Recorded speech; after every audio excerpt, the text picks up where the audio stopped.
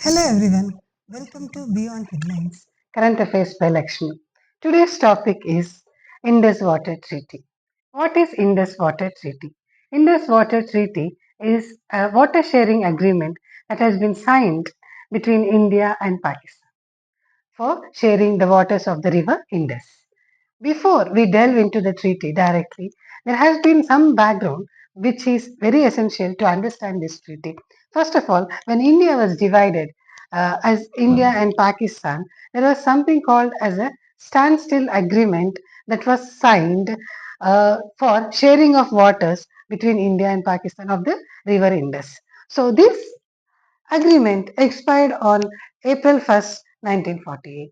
So once it expired, India started holding waters because for it is required for its own use. So now Pakistan has been having the shortage of water, and now May 4th, 1948, Inter-Dominion Accord was signed again between India and Pakistan, which drew some guidelines for sharing of waters.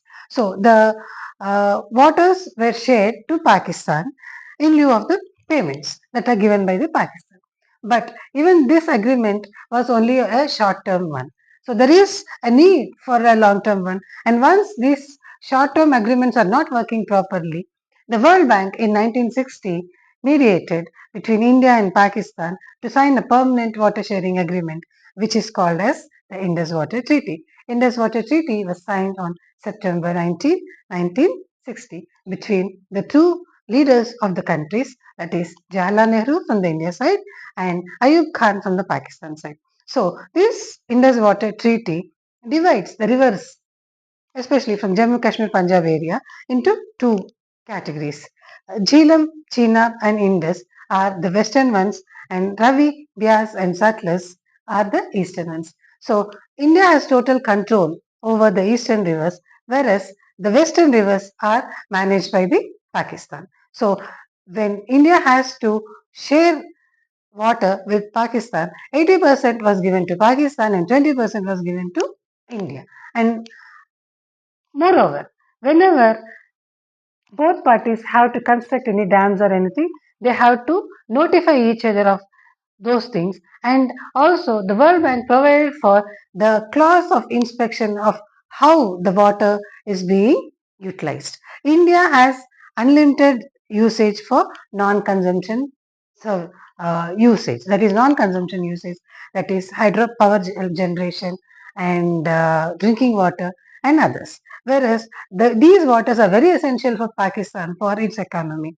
And in this in this scenario, when the Pahalgam attack happened in April, India immediately suspended this treaty. The first question is, can India suspend this treaty? According to the Indus Water Treaty, sorry, uh, nobody can unilaterally come out from the treaty. But since the gravity of the situation was really high, India decided to suspend the treaty, which has the direct effect on the agricultural usage of waters in Pakistan. Thereby, it affects its economy. So, why is this done? Because there have been thought process like we are short-handed in Indus Valley, Indus Water Treaty, sorry, Indus Water Treaty. So, India has the thought that it has been given less share than it actually deserved, and that is one of the reasons. And still, we are honoring the treaty, but with whatever happened in Pahalgam, that is not acceptable to any Indian. And yes, India has the right to suspend treaty, though not technically. So let us see what kind of solution we can reach with our neighbor, because economies matter in Southeast Asia. Thank you.